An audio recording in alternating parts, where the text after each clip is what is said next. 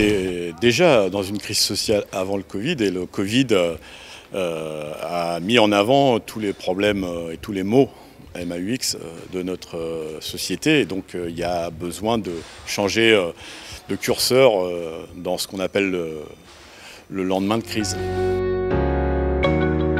Premièrement, il y a beaucoup de choses, mais premièrement, on voit que nos services publics et notamment notre système de santé a besoin d'être renforcé. C'est pas le plus mauvais du monde. Moi, je considère que c'est un des meilleurs au monde. On le voit à la différence d'autres pays. Et donc, il y a besoin de considérer la santé comme un investissement et pas une dépense. Ça, c'est un changement radical qu'il faut faire. La deuxième chose, c'est les services publics. Là aussi, beaucoup critiqué. On voit que c'est important d'avoir dans notre pays plus d'égalité entre les territoires grâce à nos services publics. La troisième chose, c'est bien mettre en œuvre les discours présidentiels sur les premiers de corvée. Ceux qui sont mal payés, s'ils sont mal payés, il faut les augmenter. Donc augmenter les salaires, c'est bon pour la consommation parce que ceux qui gagnent peu, ils épargnent pas eux. Dès qu'ils ont de l'argent, ils consomment. Donc là aussi, une mesure essentielle. Et puis revoir notre conception de l'industrie, revoir notre conception des filières industrielles. Et donc ça passe par réouvrir des entreprises qui ont fermé il y a peu. Je cite souvent en exemple Luxfer, La Chapelle d'Arblay, qui sont des entreprises certes anciennes, mais qui ont beaucoup d'avenir et qui conjuguent le social, l'économique et l'environnemental.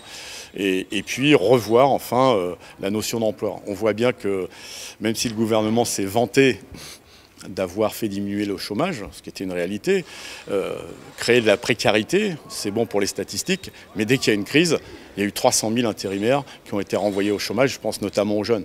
Donc il faut des emplois stables, durables, et non pas des emplois qui permettent de jouer avec les statistiques, mais qui dans la durée génèrent de la précarité. Et quand on est précaire, pour consommer c'est difficile, pour se loger c'est difficile. Voilà, c'est un autre monde qu'il faut inventer, donc avec d'autres curseurs. J'ai entendu le président de la République pendant le confinement avec toujours des mots sympathiques, encourageant les salariés, etc. Et puis je viens de l'entendre à cette sortie de ce début de déconfinement, on va dire il faut reprendre ce qu'on avait commencé avant, la réforme de l'assurance chômage, la réforme des retraites. C'est-à-dire qu'il y a eu le temps des mots, et puis maintenant il y a les actes, et les actes d'aujourd'hui ressemblent aux actes d'hier. Va falloir répondre autrement aux revendications du personnel soignant, par exemple. Il va falloir répondre différemment aux questions d'emploi.